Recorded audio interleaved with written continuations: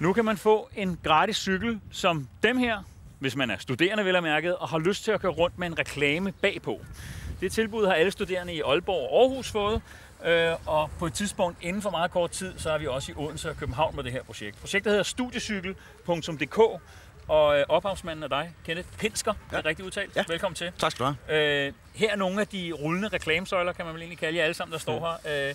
Johan, du var en af dem, der meldte sig til dig. Snakker med dig om 2 sekunder, her. Du var en af dem, der meldte dig til det her. Hvad fik dig til at vælge sådan en cykel her? Jamen, det var lidt tilfældigt. Jeg sad derhjemme på Facebook en dag, og så jeg, at der var en reklame for sådan en gratis cykel, hvis man var studerende. Og så klikkede jeg ind på det og læste lidt om koncepter omkring, hvordan at man fik den her gratis cykel, og så samtidig så gør det en forskel for folk i Afrika, at de får en cykel. Og det kan faktisk betyde rigtig meget for dem. Og så tænkte jeg, det prøver jeg, og det var vildt nemt at tilmelde sig. Og så tænkte jeg egentlig ikke så meget over det. Så gik der nogle uger, og så fik jeg besked at... Du har ikke nogen overvejelser i forhold til, at der er en reklame på? Jeg tænkte faktisk ikke så meget over det, sådan lige umiddelbart. En cykel er en cykel? Ja, simpelthen. Fortæl mig lige helt kort om det her projekt. Hvad går det egentlig ud på? Jamen, det går ud på, at virksomheder de køber reklameplads på cyklerne på frakkeskånerne her. Ja. De betaler ca. 3.000 for et helt år for en cykel.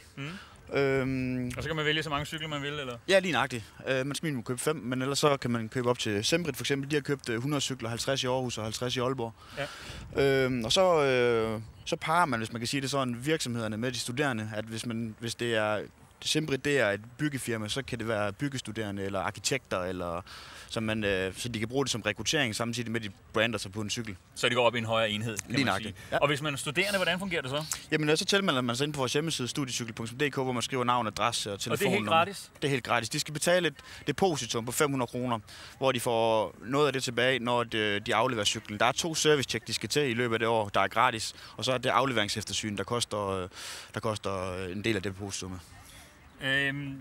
Hvordan er interessen for det her projekt? Altså, for mig lyder det som en rigtig god idé. Ja, jamen, synes andre det? Jamen det synes de. Altså, nu har jeg selv kæmpet med det i lang tid før vi gik i luften med det, og det har kun været i mit eget hoved, men interessen har været enorm her de første 5 måneder. Vi har næsten 1.500 tilmeldte inde i vores database nu, og sponsorerne begynder at melde sig til, og det er store firmaer, så der bliver også stemplet det, så det er rigtig fedt. Er der noget, der ikke må stå bag på cyklerne? Altså, er der en grænse for, hvem der kan annoncere på? Nej, det er der faktisk ikke. Hvis der kommer et etisk spørgsmål, så tager man det selvfølgelig op. Det kunne være en våbenfabrikant, så vil jeg måske sige nej. Men ellers så hvis der var en, der lå på vippen, så ville jeg måske lægge den op på Facebook og spørge brugerne af cykler, om det var noget, de ville cykle på. Så er det jo virkelig meget afgjort, eller hvad man skal sige. Ja. Og når vi snakker etik og moral, så bør vi også lige nævne, som du var ganske kort ind på, at når cyklerne har kørt et år, hvad sker der så? Altså, så bliver de givet til nye studerende, men når de har kørt 4 år i Danmark, så bliver de givet til Afrika bagefter. Og det er også unge afrikanere, der har svært ved at komme i skole, og de har lange afstande til at komme til uddannelse. Så får de en studiecykel dernede også, og så kan de så få lettere adgang til skole, og så får de også lettere ved at få en uddannelse dernede. Og så bliver der opdateret med nye cykler herhjemme. Lige nøjagtigt, ja. Jeg går lige over til Johan igen. Ja, det er den. Johan, du er studerende, må man gå ud for. Ellers har du sikkert det er rigtigt, ja. Og du var heldig at få en. Er der en grænse for, hvad der skal stå her, i forhold til, at du sidder på den og foran? Ja, altså personligt for mig, så vil der være nogle ting, jeg ikke vil have lyst til at reklamere. Som hvad eksempelvis? Jamen ting, som jeg sådan ikke vil bryde mig om, det kunne for eksel være en reklame for utroskab. Eller det kunne være, som du er den tro type, han sagde der, Kenneth sagde, ja. Det kunne være et eller andet med våben, eller et eller andet sådan, jeg tænker, asocialt. Det kan også være et politisk parti. Eller... Så det er rent faktisk vigtigt, hvad der står på cyklen i forhold til ens holdninger og så videre, når man cykler igennem? Ja, altså jeg vil i hvert fald ikke have lyst til at køre rundt med noget, hvor jeg tænker, det er noget, som jeg ikke bryder mig om, eller noget, jeg tager afstand fra personligt. Okay. Men du er tilfreds lige nu? Jeg er helt tilfreds med det, ja. Det er godt, Johan. Lige om lidt er I København og Odense også med det her projekt. Hvornår er det? Det er vi om en lille måneds tid. I 2. september er vi på noget, der hedder iBike Copenhagen på Halmtorv, hvor vi skal dele cykler ud til de københavnske studerende. Så folk har tilmeldt sig? Yes.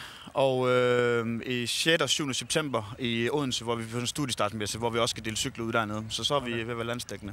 Hvad er dit mål her? Det er 2.000 cykler inden for de næste 4 år i hele Danmark. Okay. Det er en rigtig god idé. Tak fordi I kom. Tak skal du have. Selv tak.